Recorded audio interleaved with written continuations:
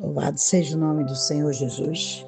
Vamos ao nosso café com Bíblia, que se encontra em 2 Reis, capítulo 6, do versículo 16 ao 23. Aleluia!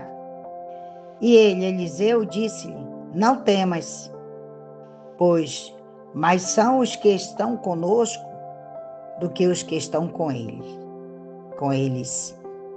Sempre devemos recordar isso, porque a promessa que foi aplicável naquele tempo é certamente ainda mais aplicável agora.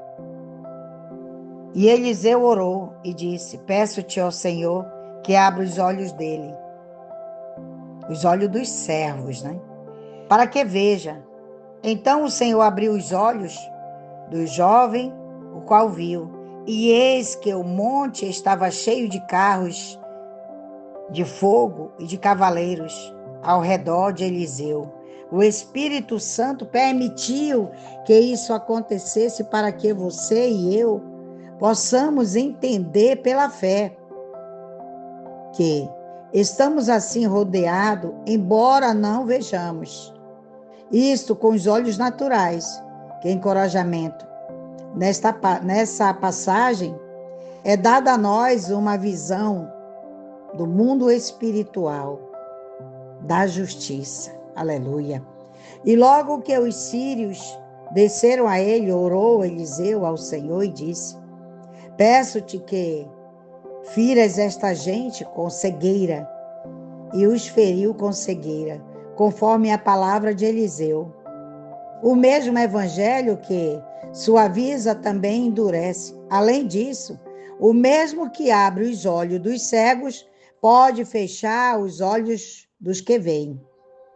O evangelho sempre tem um efeito poderoso em todos, quer positivo, quer ser negativo, O efeito é conforme a aceitação do indivíduo. Depois lhe disse Eliseu: O caminho não é este, nem esta é a cidade. Segue-me, que vos guiarei ao homem que procurai. E os guiou a Samaria. Não, isto não é uma mentira. A intenção deles foi deter Eliseu, porque ele estava impedindo de alcançar o rei de Israel. O rei de Israel era quem, na realidade, eles estavam procurando. E assim chegaram a Samaria e disse Eliseu: Senhor, abre os olhos destes para que vejam. E o Senhor abriu os seus olhos e olharam e viram-se no meio de Samaria. E tendo visto eles, o rei de Israel disse a Eliseu: Hei de feri-los, meu pai, hei de feri-los. E ele, Eliseu, respondeu-lhe: Não os ferirás, ferirás tu os que tomasse prisioneiro com a tua espada e com o teu arco. Ponha diante deles pão e água, para que comam e bebam e voltem para seus senhores. Este versículo demonstra uma grande obra da graça. O rei de Israel: Os matarás. Entretanto, Eliseu proclama o amor de Deus a eles. Então foi preparado um grande banquete, e quando tinham comido e bebido, enviou-os, e eles voltaram para seu senhor, e nunca mais viram tropas armadas da Síria na terra de Israel, pelo menos durante esta época, Aleluia, Jesus da glória. Toda a honra e toda a glória é tua, meu Pai. Aleluia. Graças e graças te rendo, Senhor. Louvado seja teu santo nome. Aleluia. Uma visão sobrenatural aqui no capítulo 6, do versículo 16 e 17,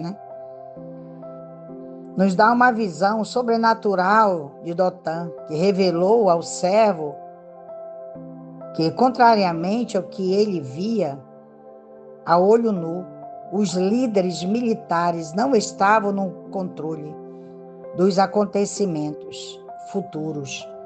Uma força maior estava presente, invisível, mas poderosa, pronta para lutar em seu favor.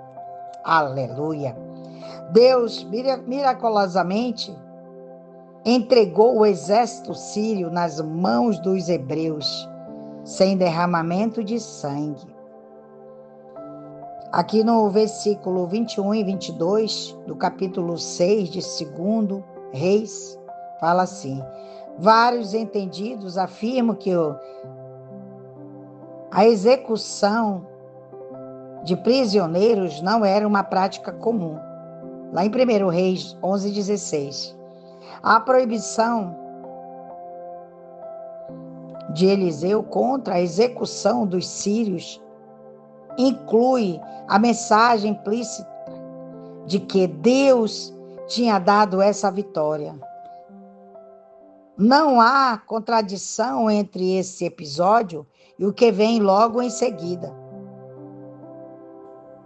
Uma vez que as lições de Deus caíram em corações endurecidos, era inevitável que a guerra fosse retomada.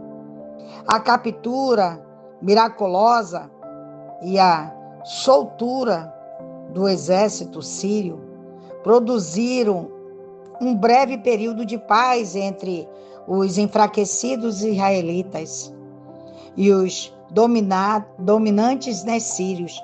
Porém, em termos de propósito maior de Deus, de testemunhar por meio da obra miraculosa, elas foram ineficazes, tanto para os israelitas quanto para os sírios. As grandes obras de Deus podem ser efetivas, mas o impacto da verdade de Deus é determinado. Mas pela atitude dos corações do que pelo assombro dos milagres. Aleluia, Jesus, da glória. Glorificado seja o nome do Senhor. A palavra sempre que eu leio, eu creio assim, né? Quando Jesus está junto das coisas que nós estamos fazendo, Ele dá livramento, Ele quebra o mal, Ele nos tira do cativo, Ele nos dá força para vencer as adversidades. Ele prepara o caminho para você passar, Ele limpa a tua estrada.